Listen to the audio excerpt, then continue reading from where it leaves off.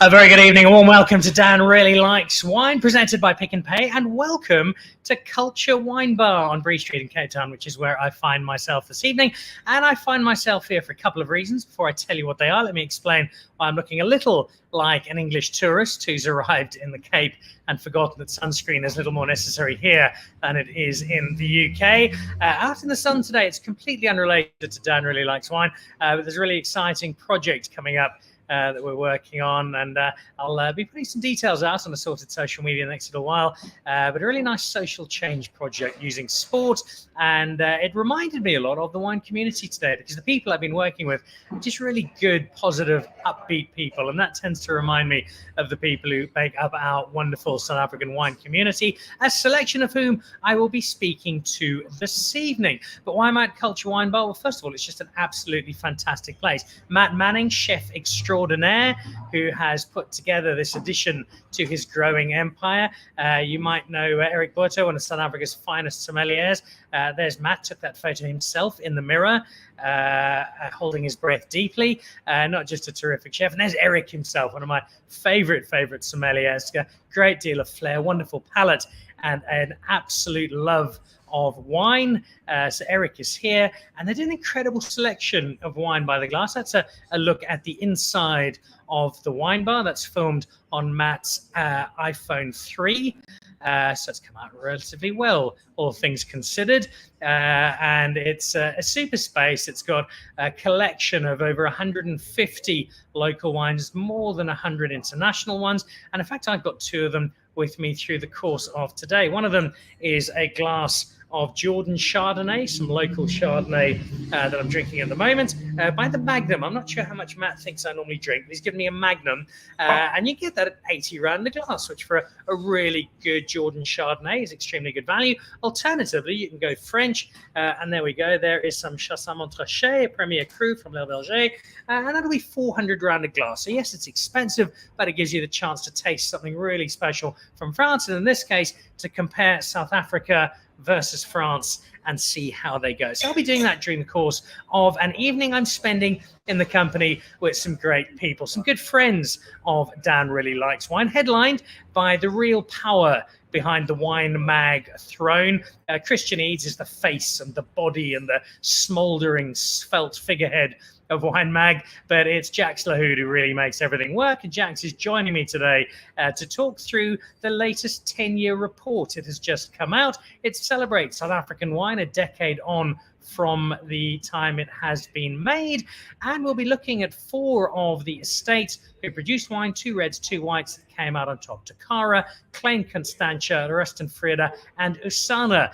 And from all 4 of those estates, we've got some great wine people to talk through why wine a decade on is so worth celebrating, and why we should have the patience to hang on for those 10 years needed to really get the best out of it. So all that's to come very shortly. We're also, though, at Culture Wine Bar, because if you head to culturewinebar.com, the last 8 tickets are available for a special event next Thursday. It is the Sommeliers Association of South Africa fundraising evening. Matt is doing the dinner, and Spencer Fondaumiere and his team putting up a selection of auction items headlined by a 6-litre bottle of Glenelly, a great selection of items, and all of that money going to the Sommeliers Association and the fantastic work they do in our hospitality industry. And we'll have Spencer on the show with a few of his fellow sommeliers early on next week.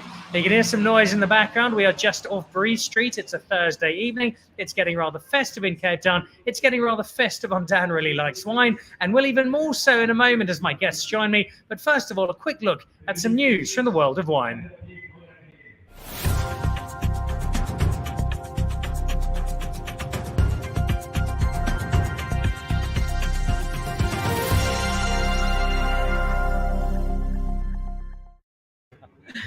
There we go. You might have heard in the background that was a preacher on the back of a bucky driving down Bree Street. It's always an interesting place to be. The Test Kitchen Carbon, it is now officially open. It opened on Saturday for some friends of Luke Del Robertson team. It officially opened to the public on Monday. There's Luke. I think he actually carved that image out himself with a knife. He's a dangerous man in the kitchen. It is the Test Kitchen Reborn. Carbon does not reflect carbon copy. Instead, as you can see, there's some lovely dark tones, and it's a beautifully appointed restaurant as all of Luke's spaces are. You're looking at a 12-course menu. Tanashi Nyamudoka doing all of the wine pairing, so carrying on where he left off down at Test Kitchen in Cape Town before he left a couple of years ago. And the combination, Del Roberts and Nyamudoka, is a fearsome one, and this just across from the Short Market Club. So the Luke Del Roberts empire establishing a firm foothold in Johannesburg, and this somewhere to put on your list if you're either in Johannesburg or headed there any time soon. Another restaurant, I dropped in on this yesterday. This is part of Giorgio's empire, Giorgio of Carne fame. The slow Italian accent sounds a lot like a couple of Chelsea's managers from Italy in their opening weeks and months when English was still a challenge. 95 Parks down in Constantia, dropped there for a quiet Italian last night. Very pleasant evening, quite a nice wine selection as well, including some of Catherine Marshall's Pinot Noir, which just had that beautiful softness to it that Catherine is so good at delivering. And then, well, if you're at a restaurant owned by an Italian called Giorgio, go for a wine made by an Italian called Giorgio. The man who gave us Mielast Rubicon has his Dalla Chia 2015 Red Band out of Stellenbosch. You're going to struggle to go wrong, but you'll go extremely right if you head in the direction of Giorgio. It's big, it's rich, it's bold, it's made for Italian food, and it's a reminder of just how skilled the man who gave us the Rubicon continues to be. Of course, his son, a big part of that process now as well. Okay, let's head into this evening's show, and very excited to welcome from WineMag, the Global Business Director, Head of Tasting and Important Other Stuff. I think that's the title. Jack Slahood is with us. And then from a range of wine estates across the country, the Winshaws are with us. A warm, warm welcome to JP and Pierre, Jacqueline Harris from Klein Constantia, Carl Lambour, the former South African under-19 lock forward out at Tokara, and Jean Engelbrecht, the Sauvignon Blanc drinking vegan from deepest Stellenbosch. Guys, welcome. Lovely to have all of you on the show, and an absolute delight to celebrate what's a really important space and reminding, because I think, well, we do know, but it's important to remind everybody just how well South African wine can do if we don't drink it within 8 minutes of actually buying it. And so today, with the 10-year report, we can do exactly that. Jack, it's lovely to have you back on the show, and thank you for joining us. Give us a bit of a sketch. How does this come about, and why for you, Christian, the WineMag team, is this 10-year report so important for both you as WineMag and for the South African wine industry? Thanks, Dan. Well, I guess what's important to say right up front is that a good measure of good wine is the longevity of wine. And that's what we get to do with the 10-year-old report. And as you jokingly said up front, we are trying to encourage South African wine lovers and enthusiasts to not drink wine as they purchase it, to rather keep their wine, to enjoy their wine, to savor it, and to think about years on doing vertical tastings to see where the various vintages are at and how they compare with one another. And really, I think South African wine, I guess, from 1990 through to maybe 2000, we were in a period of isolation. And I would say that from 2010 onwards is what we're calling the golden era. This is where you can really see that South Africa has come into its own. We have refined the viticultural processes and the winemaking processes, and we really are able to produce incredible wines that have wonderful longevity and just measure up against the rest of the world. And that's what we're trying to do with this report, is to recognize that and encourage that more. It's not really a commercial thing for the farmers to enter this, the wineries to enter this sort of competition, because there's really nothing in it for them. Most of them don't have stock, or they've got very limited stock. But it is a good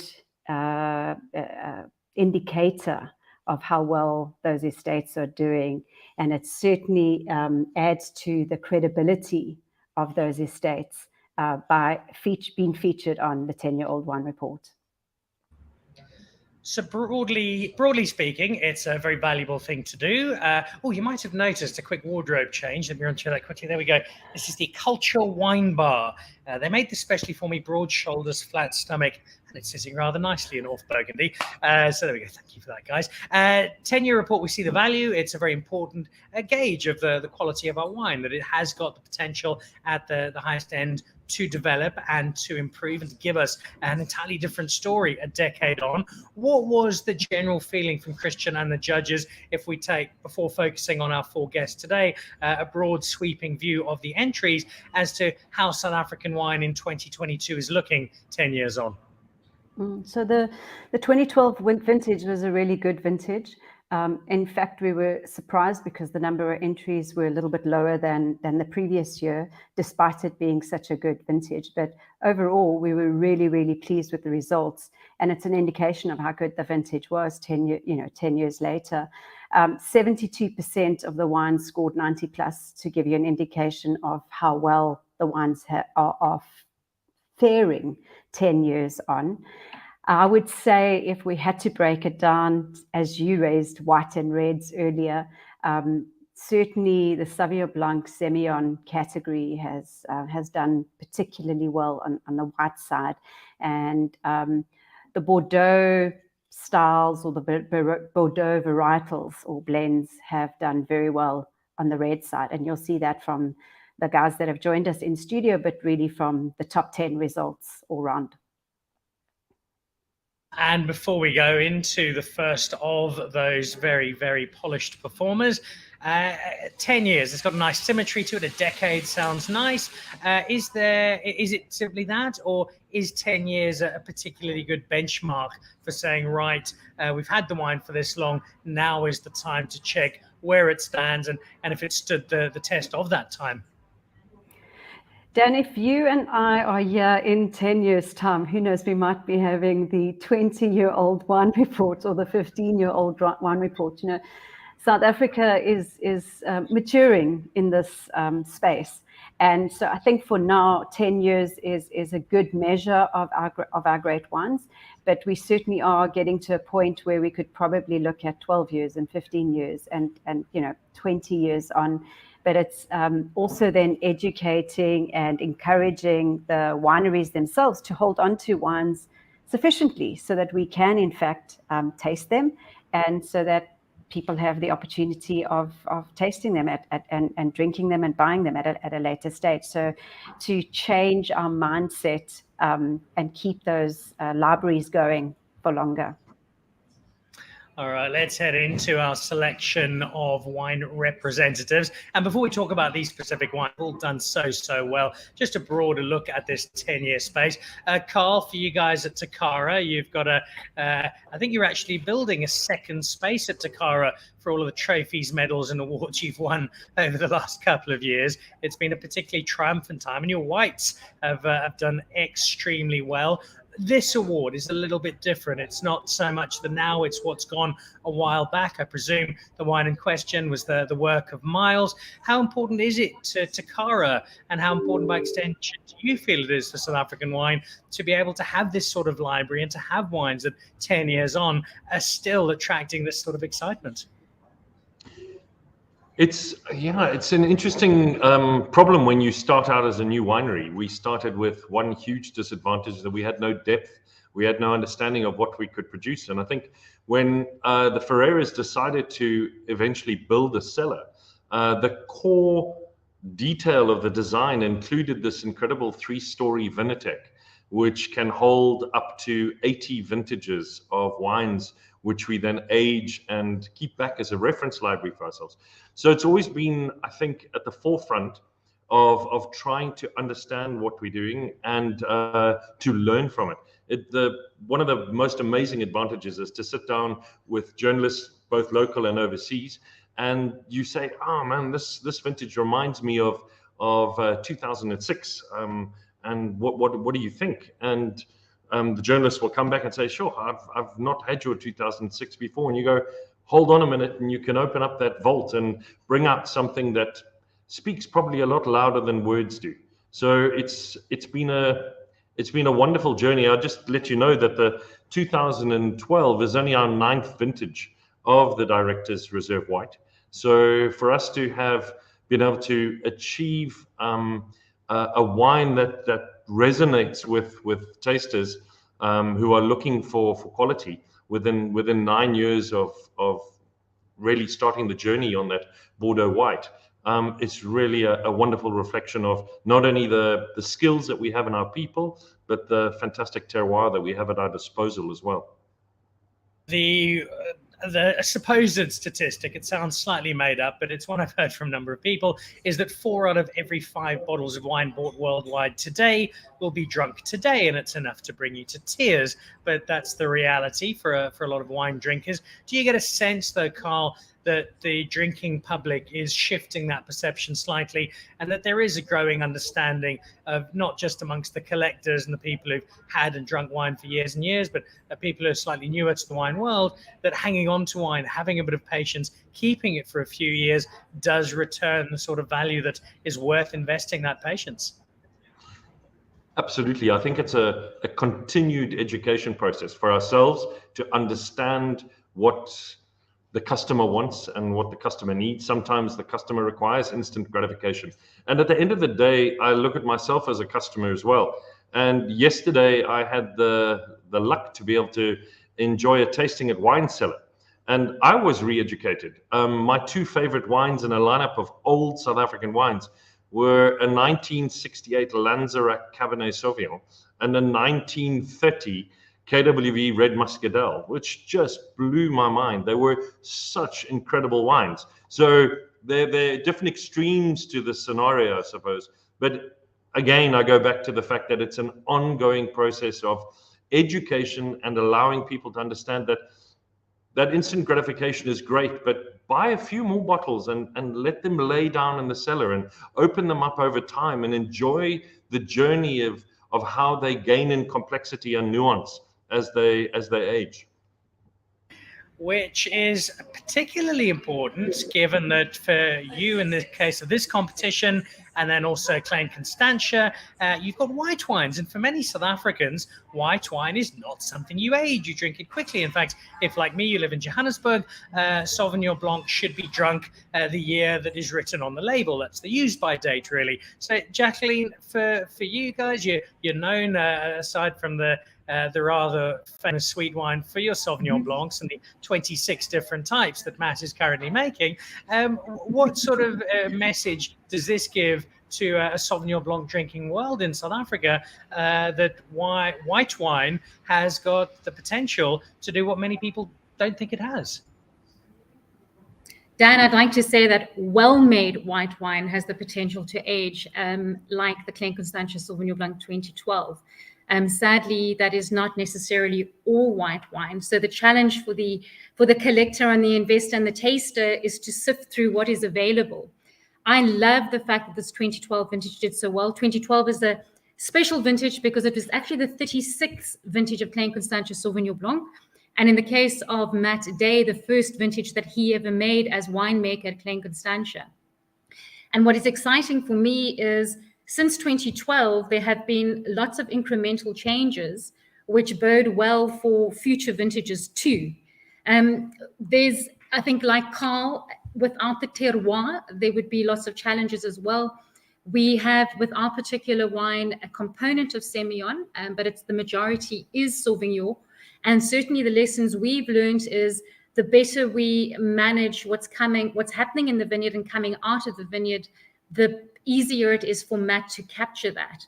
I think definitely one of my most frustrating parts of my job is encouraging people or explaining to people why our 2022 vintage is not in bottle yet. The truth is because the grapes are still being harvested. And getting them to believe that there's an opportunity to keep the wine. So this competition for us was very, very important. I think also, like you automatically pointed out, Van der Constans, Klein Constantia is very much associated with Van der Constans. And to show them that our Sauvignon Blanc also has the potential to age, obviously not as long as the Van der Constans, but certainly demands a bit of recognition. But Sauvignon Blanc pressure. I think the Deline 2023 came out this morning, so you're going to have to hurry up with that 2022. Johannesburg is waiting. The reasoning in terms of entering this kind of competition, It's quite a bespoke one. It's quite a unique one. When you sit down, there are loads of competitions you can enter, loads of reports you can put wines up for. What do you, as Klein Constantia, want to get out of showcasing your 10-year-old wine in a space like this, Jacqueline? To be honest with you, Dan, Jax can testify is that we were so busy with harvest, it actually completely was off our radar. But what we've been working really, really hard on in the last 6 months is telling the Klein Constantia Sauvignon Blanc story, and the fact that even vintage 2021, which is the one that we're currently selling, it's taken us 40 years to make that wine. So in the case of vintage 2012, it had taken 36 years to make that wine because of everything that had gone before. And I think when you start looking at how, that it isn't just about that vintage and the 9 months that preceded the harvesting of the grapes, but the shoulders of the giants on who you stand and the time and all those changes and changes not only in the cellar but in the vineyard that have been affected, then the wine that you're producing starts taking on a different dimension. I think there's also for us, it's been interesting noticing in the last 3 months how there's been a bit of a shift in conversation, not only around Sauvignon Blanc, but in the aging of white wines. So I think fortunately Jax contacted us and encouraged us to enter. And I'm really, really glad we did, because it's a lonely journey to try and tell tell people about what we believe and get everybody on our side. So the importance for this competition and for Klein Constantia was that immediately we are getting an endorsement of something that we believe in, quietly speaking about in the corner. And it is such an important part of building our South African wine narrative. The wine I'm drinking isn't quite 10 years old. It's some 6-year-old Jordan Chardonnay. So 4 years' time, I'll get Gary to send it off, Jax, to your report. And it's showing that white wine ages, which will surprise some people. It won't surprise quite as many, that red wine will age. So let's head over to our red wine makers. And a man who's only appearing on the show because I promised him I would not make him drink or talk about white wine. He didn't speak to me for months after the last time I made him do that. Mr. Engelbregt, lovely to have you back on the show, and a warm welcome. Jean, for you, you're one of our iconic figures in the South African wine industry. What for you makes this kind of report, this kind of celebration of older South African wine so important? Yeah, and I think the report was actually very interesting because, like you mentioned before, and we tend to stay away from old wines these days just because the buying public is drinking younger wines. And I find that even with myself and at my, in our own vinoteque, we have a good collection of old wines, which is not only from Vrede, but from other wineries as well. And we tend to skip them when we're looking for something to taste or to drink with a meal. And I think that the report that is focused on 10-year-old wines now is not only good for our industry and for the consumers here, but hopefully also internationally, because sometimes I have found that there's a perception that South African wines do not age well, and there has been many forums where South African wines have been tasted, which is older, and I think that they've always showed well. And when you come to Vrede, which was when we did entered the report, it gave us an opportunity to drink the 2012 again and actually focus a little bit on it and spend some time with it. And what I enjoyed about the wine is it is still Vrede.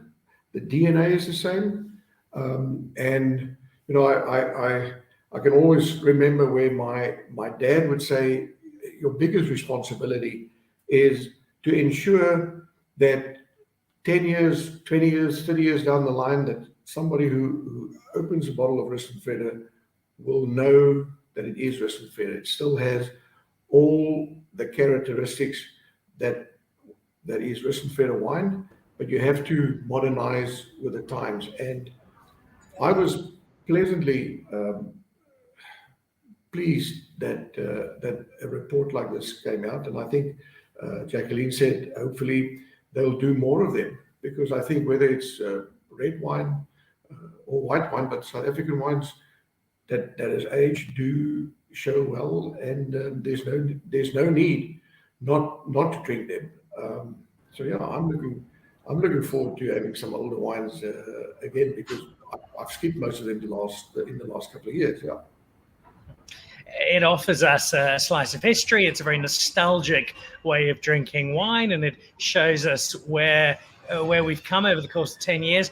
For you, as somebody making wine, whether it is this particular Rust and Vrede estate or one of your other wines, does that influence or give you anything to read into for the wine that you're making now? You can see what's happened over 10 years. That might now have some sort of impact on your philosophy behind the vintage today, knowing what's happened over the past 10 years, drinking that wine today. Yeah, definitely, because around about 2012 was also the year that we embarked on a total replanting of the estate, which is still continuing as we sit here. We've now replanted over 60% of the estate, and I think if you look at the new plantings, the new vineyards that's coming in, our wines, and I think all wines where people are using new plantings, the stock that we use now, the vineyards we use, is so much better than it was 20 years ago. There's so much more knowledge. The way that we prepare our soils, whatever we use in the winery itself, I can only speak now for Rust and Vrede, but if I look at the evolution that we've taken in 15, 20 years, has actually been tremendous, in the sense that it all had an influence on what is Rust and Vrede today in the bottle. But you have to do all of them. You can't just do one thing. Over the years, we've done away now with using American oak in our wines. There was a time that we relied on American oak very heavily, because I think the perception, we were looking for something more what they would term a blockbuster wine. We've totally moved away from that. We've not only changed the way that we prepare our soils compared to 15 or 20 years ago. We've altered the row directions. We're trying to make more elegant wines, because I think that is where the trends are going. And by the way, talking about trying to make more elegant wines, it's not necessary to say that wines can only be elegant if it has a very low alcohol. I think that's sometimes a misperception about South African red wines. You just want the wine to be balanced. But if you look at what we had to do in order to end up where Rust and Vrede or our wines are today, it has made it a huge impact, which I think was a positive impact on our wines. But I can also add that I'm fortunate that I drink a lot of the other wineries' wines in South Africa, and we have, amongst the other producers, we have actually a wonderful program where we exchange wines with one another. So you get that opportunity, and I think that the majority of the wine estates is definitely embracing the new way of thinking. In other words, in how you address your wine, how you address your vineyard plantings, how you address your soil preparation, what is your oak usage of the wine. And if you add that all together, it must have a positive influence on your wine. And certainly here, we have seen that, and we're definitely sticking to that program and our planning going forward in the next decade. Some wonderful insight from one of the great red wine philosophers of modern South Africa. Thank you, Jean. I'm going to come back to you, as well the others, for some specific thoughts on the points you got in the wines. But let's move over to our final guest. And while we have had Tokara, we've had Klein Constantia, and we have had Rust and Vrede on the show, to my enormous shame, it's the first time Usana joined us. So let's welcome both Pierre and JP. Guys, lovely to have you. Before we talk a little bit about the decade, the celebration, and your terrific results with the Fogs, JP, just give me a little bit of history, a little bit of background of not just the winemaking, but I think you guys are farmers as much as anything else. Tell us a little bit about Usana. Hi, Dan. Yeah. We started making Usana wine in 2010. So that 12 would be our third vintage. So for us, it was a amazing surprise, and to actually feature in the top 2 of the red wines. But also 2012 was always a great wine for us. We enjoyed it, and having opened a few bottles recently with friends, who the feedback was great. And we saw the 2010, the 10-year tasting. It was for us a good experience to enter, and a pleasant surprise. So as I said, third vintage. So we're still young, and yes, we do predominantly grow grapes, which we sell, but the passion has always been to make our own wines from the farm, and create a wine legacy. Which you're clearly doing rather quickly. You've been going for just over a decade. You're already getting high accolades in a 10-year report. Pierre, what does it mean to you to be in this kind of company, to have what was only your third vintage being celebrated with some guys who've been around the block a few times? Yeah, no, it's incredible. I mean, if you think what a established estate has, and what the knowledge on the winemakers and everything, and to think that our wine can stand up after 10 years with those wines it's amazing and spectacular. But then I've got to go maybe just talk here and say, for us it goes back a lot further. We grew up drinking old wines. Both my grandfather and my father have been putting wines away since the 1940s, and on special occasions my dad would always be taking out wines, and many functions in family with my grandfather as well. So it was always to us normal to drink old wines, and South African old wines, and see how well they always did, and always it was like, oh, another great wine. But this one isn't as great as the previous. We opened. Let's try another bottle. So, it's in our minds, South African wines can age. South African wines can be drunk 10, 20, 30, even 50 years later, and we actually have those wines still in my grandfather's cellar to prove it. It sounds like I need to come and pay you guys a visit. This sounds like a terrific place to do some important research. Let's bring your brother in, looking smoldering out from the camera there.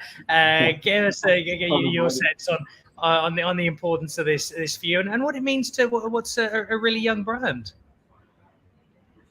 I think everyone's kind of repeated the same thing already, Dan, about just looking at the longevity of the wine. For us, that was important. Pierre and myself had a long chat about it, about entering, and for us, it's very important, as being a young brand, was for us so important to benchmark. I almost missed the cutoff on this entry, and luckily Jack sent out a last little email saying last reminder, and I was in Cape Town visiting and doing a few tastings, smoking a bit of wine, and I saw the mail come through, and I quickly did my entry, and very grateful that for a young brand, Pierre and myself were extremely excited when we saw the results.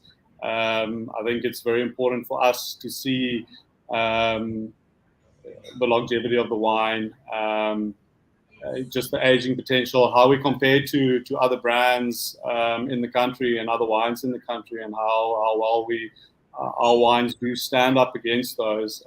So for us, extremely important competition to enter, benchmarking, just looking at the ageability of our wines.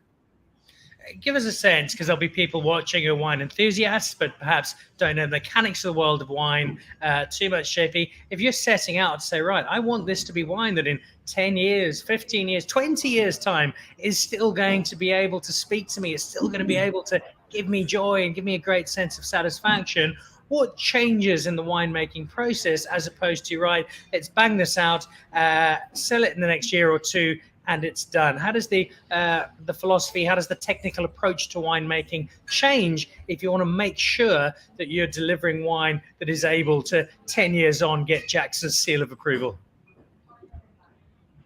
So Pierre and myself spent quite a bit of time discussing. It's starting in the vineyards. I think that's one of the most important, and that's what Pierre's been working extremely hard at over the last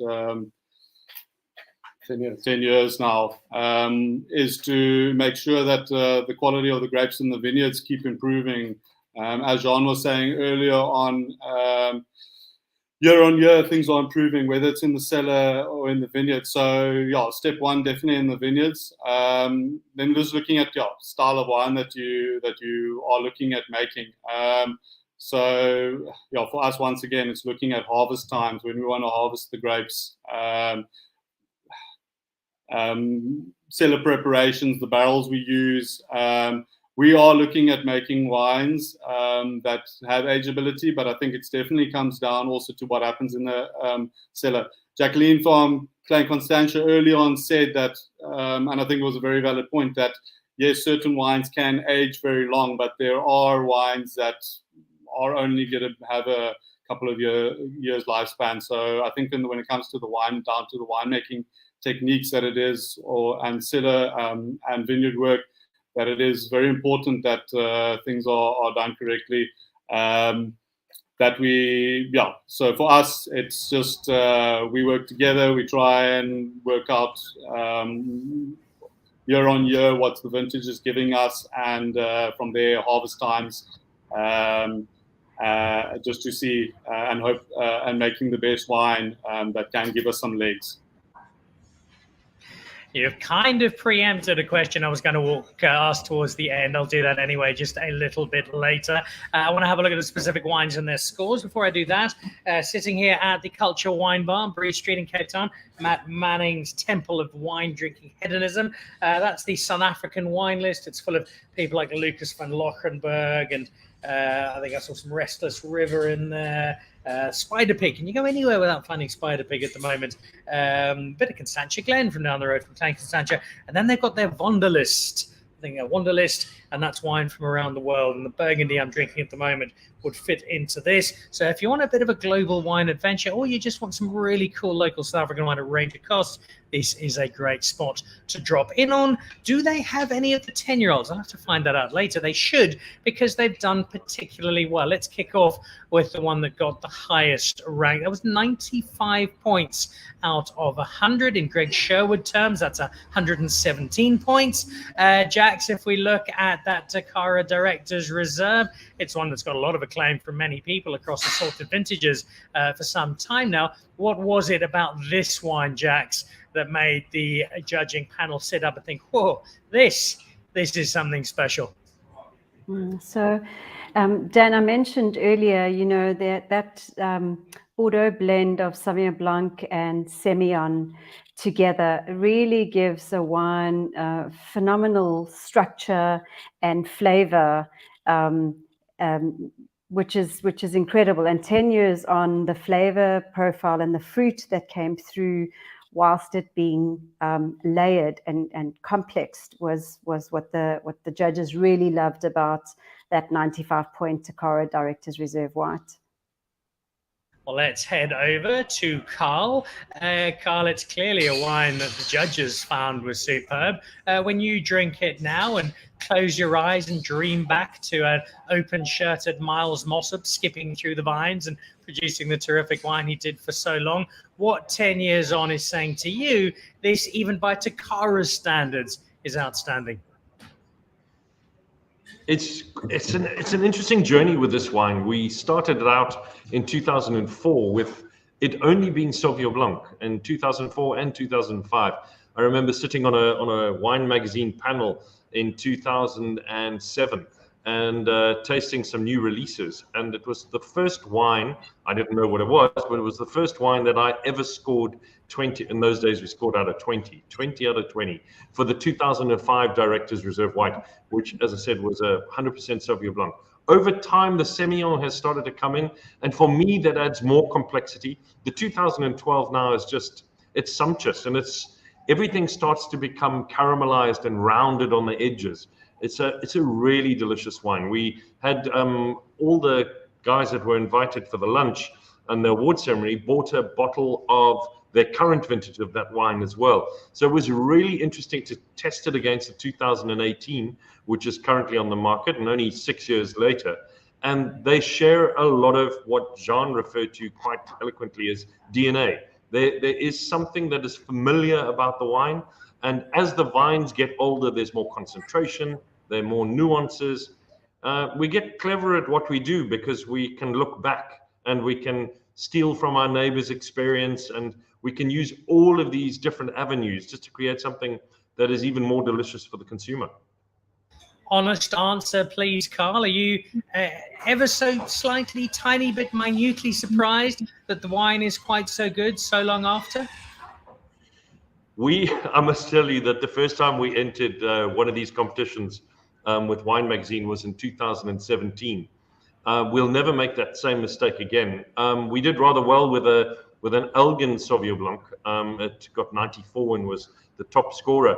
And Jack sent us an email to say, we're having a celebration for all the top scoring wines. Could you please send 6 bottles along? And that email never reached me. It reached one of my assistants. And Jack's got 6 bottles of that wine. I think we have 3 left in the Vinatech. So we've had the experience at this site, and the approach to the way we make the white wines certainly allows evolution and complexity over time. I'm always amazed that 10 years on, white wine still delivers such a powerful statement. And yeah, it's we take the pat on the back and we look forward and hope that we can do it again and again. You've certainly set yourself a benchmark, and I know Stuart will be very keen in coming years to not just match it, but improve upon it. Such is his approach. Let's head over to a part of the world Stuart did know quite well, and back to Constantia and to Jacqueline. Sauvignon Blanc, it's fresh, it's zesty, it's lively, it's drunk immediately, and bang, let's get on to the newest vintage we can possibly find.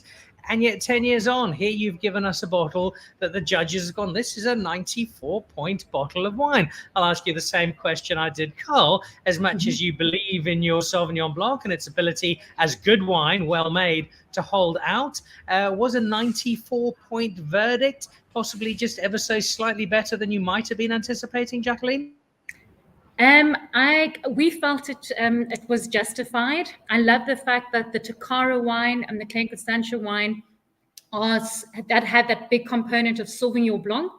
Normally with aged white wines, we tend to think that it's going to be a richer Chardonnay or a white blend that is Chenin driven, that's going to really, really shoot the lights out, and to have the freshness of Sauvignon Blanc standing the test of time is vindication a little bit.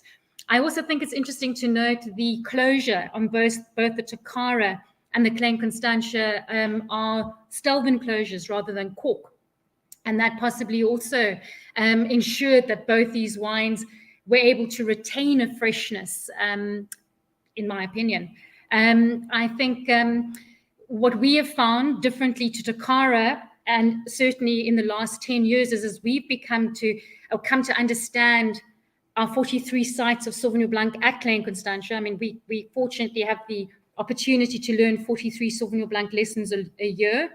And those lessons have been understanding vine balance. And when you get your vine balance right, you're getting the right amount of acidity, and that's going to help with your aging potential. So, again, the 2012 vintage was 36 years down the Sauvignon Blanc, Klein Constantia Sauvignon Blanc storyline. And it is a culmination of 36 years of lessons, which has been recognized, which is fantastic. I'm inclined to call it a 36-year rabbit hole, because that's what Matt has disappeared down in his adventures in Sauvignon Blanc, from which we all benefit as he continues to conjure up a magical selection of interpretations. For people watching this, they sadly are unlikely to have a glass of your 10-year-old Sauvignon Blanc in hand. You speak to freshness, which is already a characteristic people might not have been expecting. 10 years of Sauvignon Blanc, still fresh, amazing. What are the differences between that wine as it would have been, or that Sauvignon Blanc from the same vineyard today, as opposed to how the wine drinks 10 years on? Good. I think I actually have the notes here that Matt wrote, and his comment at the bottom was, in terms of the maturation, at the time he believed that it should develop well until 2015. Certainly, although we do not like to use the word green when it comes to Klein Constantia Sauvignon Blanc, the earlier stages, and when you look at his notes that he made here as well, is he speaks very much about the acidity and the minerality ahead of the fruit at that prior time. And then when I read some of his notes as he'd made them specifically in 2015, he speaks about how the acidity really encompassed some of the stone fruit coming through. And at the moment, you don't have that acidity, is not steely at all. It's just ensuring that long finish and freshness. So, and perhaps a nuttiness coming through now that wasn't prevalent in the beginning. But I'd be curious, Dan, at the risk of stepping on your toes, to hear what Jax's comments were, because I haven't had direct feedback from what the judges' opinions were. Well, I was going to come out to Jax, so let's jump over to her. You're being put on the spot here, Jax. What did the judges feel made this a 94-pointer? So I think it was the aromatics that they picked up on this particular wine, which came through wonderfully, and it had a really nice, pure, focused expression, and was almost hard to believe that it was 10 years old. And you can't really ask for a better endorsement than that if you've kept the wine so fresh and alive a decade on. A few people watching the show, Melissa Sutherland, love Tokara wine, says Melissa, who's such a great champion of South African wine herself, and follows up fabulous wines and estates in the case of all four. And then Komodo Drag, who's watching over on YouTube at the moment. Hi, love your channel, says Komodo Drag. And then follows up with, can't find my favorite South African wine, Tall Horse, anywhere in the States.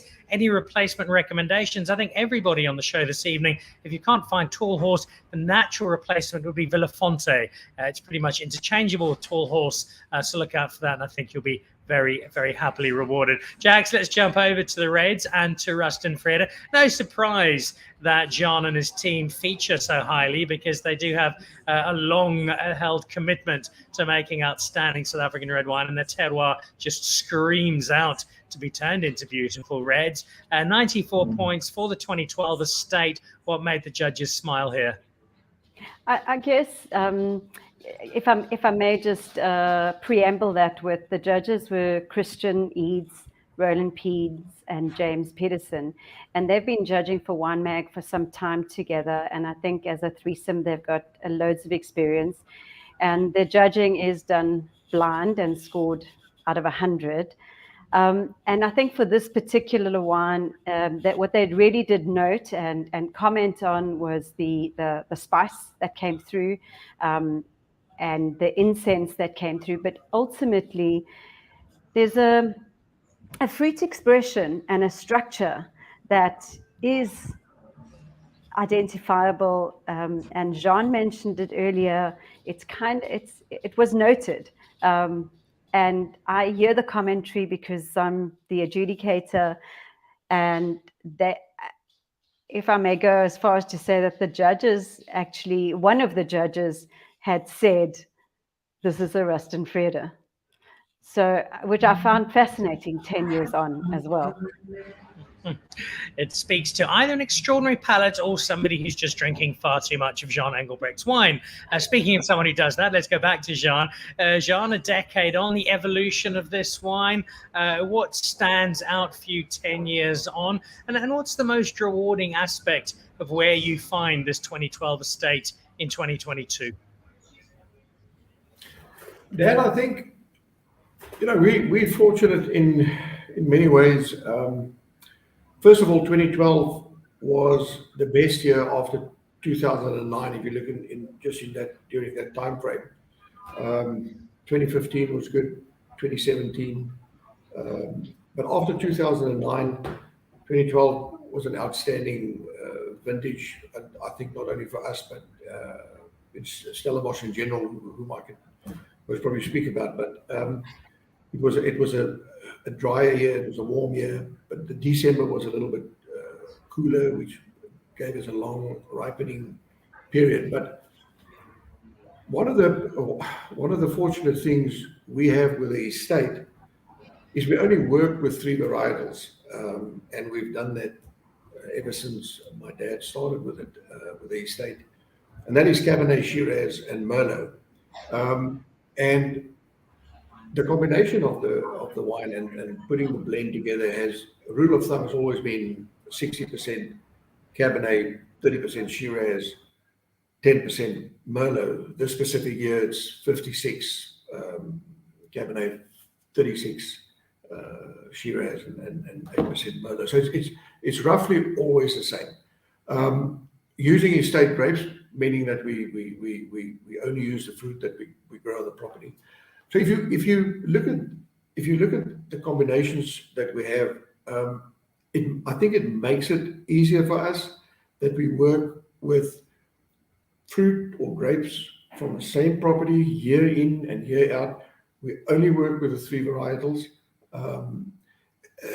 Then somewhere I think you get a better understanding after every vintage of what is it that work for Rus and Vrede. We focus on doing the best on the estate that we can do from a Rus and Vrede perspective, and we need to ensure that the wine that we make, that we think is the best that Rus and Vrede can offer, will find the international palate that says, you know what, this is a wine that we can drink, not only in South Africa, but in all the other countries. And if we stay true to that, then we can only build on the building blocks that has been put there many decades ago. So we try and take every vintage as it is, because they're all different, and then we build from there, and we use the estate or the estates of the previous vintages, going back and say, this is non-negotiable, this is how we're going to do it, and then we move on from there. So we're not trying to reinvent the wheel every year, every vintage, but we're trying to better. We're trying to improve wherever we can. And what we've learned over the years is it very seldom happens that an improvement is one big thing that comes up. It is the small adjustments all the time, continuously. And I've mentioned before, whether it's outside in the vineyards, in the cellar, in the way that we present the wine, in how we want the final product to look.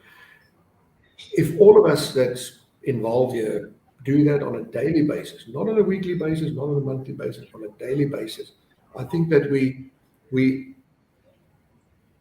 got a better chance of getting it right. And that's why it was so nice for us to see how a 10-year-old wine from Rus and Vrede scored in a panel, a neutral panel out there, because at the end, that is the biggest test of any winery in the world, is how's your consistency been? At the end of the day, when you're done, you will be measured by the consistency of your product, of your winery, of the wines that you make, and that is what we try and do, and try and focus on, as I said, on a daily basis. So having drank this wine, it was very nice for us to revisit it. I think that the competition has given us that opportunity, and I think we should do this more often. I also think that in 5 years' I should sit down for lunch with a bottle of the 2012 at Dresden Vrede, do the same with the Director's Reserve at Tokara, do the same with the Sauvignon at Klein Constantia, do the same with the Brothers Usana with the Windshaws over there 2012. So yeah, they've gone in 5 years' time. You can hear it's getting quite festive outside in Bree Street as Thursday evening starts to kick in at Culture Wine Bar. Let's head over to the brothers, still beaming at their 94-point inclusion. The Fox Cabernet Sauvignon, 10 years on. What for you guys, JP, has allowed this wine to hit its decade mark and still not dissimilar to the Sauvignon Blanc, still have a freshness and a liveliness to it that has marked it out with these 94 points? I think, as John mentioned early on, it was actually a very, very good vintage leading up to harvest. Particularly help me here with the actual vintage. Yeah, well, it was 2011 was a drier winter. January and February we had virtually no rain. I think the first rain we had was March. It wasn't hot. Average temperatures were very moderate, and it was a late picking, very much similar to the vintage we're having currently, where we picked the cabs at the very end of March. So they had a long hanging time that without the sugars running up.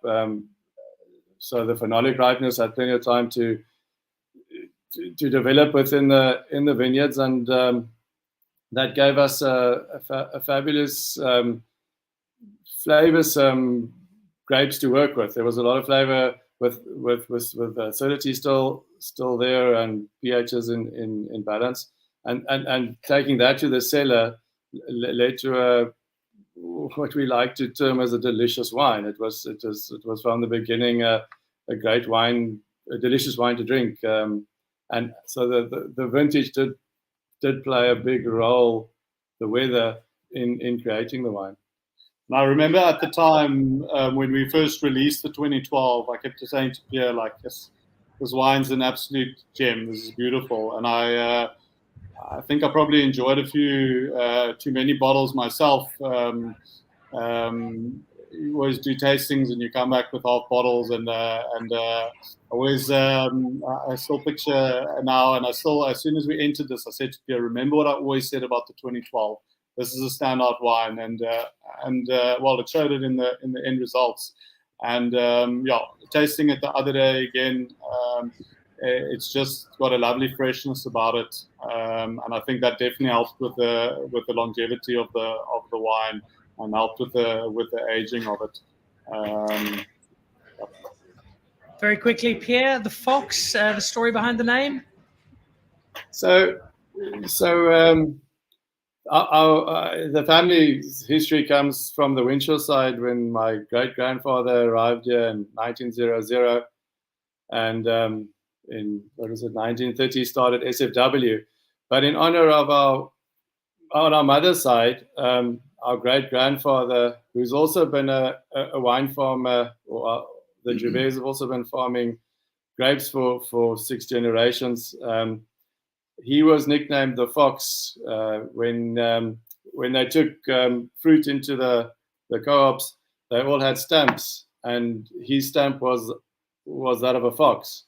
And in the valley where he was growing the grapes, he became known as the Fox. And yeah, so from my mother's side, we named the wine after him. Well, I think a very worthy tribute, given the 94 points that is received for the 2012 vintage. Jags, just to wrap up, that particular wine, the 94 points for the Fox, what got the judges excited here? I would definitely say, Dan, that it was the youthfulness of this wine. They were pretty surprised at how young it actually tasted, and that it was pure and layered, and they really did enjoy that, along with the blackberries and the herbs and the kind of earthiness that came through on that particular wine. All right, 10 years we're celebrating tonight with the WineMag 10-year report. Final question for you, Jags, before we say goodbye, from an increasingly festive and vibey and busy and noisy Culture Wine Bar. We've got the 10-year report. It genuinely looks like we need the 15, we need the 20. We need to be celebrating this extraordinary ability of South African wines to go beyond just the first few years. Agreed, Dan. We absolutely do. We need to keep driving this story, this narrative for South Africa that our wines can and do age really well. And I think it's not just what it does is it determines the longevity of the wine, but in doing that, it determines the credibility and the consistency of the estates. And that's quite phenomenal. So it's phenomenal for the 4 that have appeared here on the show today. Thank you very much for featuring them. But I also just want to mention, in terms of the top 10 wines for the 10-year-old report, the likes of De Grendel, Vergelegen, Durbanville Hills, Nederburg, and De Krans came through. And you can see within that, there's consistency within those brands. But it also does highlight the credibility of these estates. And that's what we want to do for 10-year-olds. And who knows, Dan, maybe we should do the 15. You're right. Yeah, I think I'm free for part of that judging process. Absolutely zero credibility, but lots of enthusiasm. So more than happy to jump in. Jax, thanks so much for putting the report together. I think it's such an important part of the South African wine landscape to appreciate the vintages, appreciate our ageability, and to celebrate them. And to Carl and Tokara, 95 points, another splendid achievement, one of so many in recent times. Lovely to see Sauvignon Blanc getting acknowledged as an older wine. And great to see the 2 reds, Usana, as well as Rust and Vrede, also getting some terrific reception. So, guys, thank you, all of you, for being part of the show. Really enjoyed it, John. I know I'm seeing you and Carl in the next week or so. I look forward to that. I look forward to coming out to visit the farmers as well. And I'm never away from Constantia for too long. So, guys, thank you all. Enjoy the rest of your evening. I've got a wine list to lay siege to at Culture Wine Bar. Have a great evening. And to all of you, congratulations. Well done on such great results in the WineMag 10-year report. Congratulations. Sure, yeah. Thanks. Thanks. So there we go with Jax Lewitt from WineMag and the teams from Tokara, from Klein Constantia, from Rust and Vrede and Usana, the best of the 10-year report. And what a great triumph to see so many South African wines doing so well so many years in. That wraps us up from Culture Bar this evening. We've got a whole pile of wine content coming next week, some great live shows from across the Western Cape. In the interim, make sure you get online, enter our competition. You could be winning something very special in Franschhoek with Bellingham. What is it? We'll show you now as we play out with our competition for this month. Thank you. Drop by at Culture Bar if you get the chance. Thanks, Matt Manning, Eric Berta, and the team. I've got some Chardonnay to finish. Have a great evening, and we'll see you back live again next Monday. Goodbye. This month's competition is brought to you by Bellingham, and it's the chance to head out to Le Coin Francais. That's in the heart of Franschhoek. 4 people, a 5-course tasting menu prepared by Chef Darren Badenhorst, paired with vintage Bellingham wine. Superb food from an absolutely outstanding chef and some really good vintage Bellingham wine. And that is all yours. Simply tell us why on our social media channels. You should be the winner of this particular prize. Let us know. And 4 of you could be spending an evening at Le Coin Francais, dining fabulously and drinking wonderful wine. To join the Pick and Pay Wine Club, simply SMS your smart shopper number to 36775. It's absolutely free, and you'll get for yourself 3 times the smart shopper points on every bottle of wine bought. You'll also get a 20% discount on 10 different wines each month, a 25% discount on a case of wine, and a Magnum, some terrific competitions and invitations to awesome events.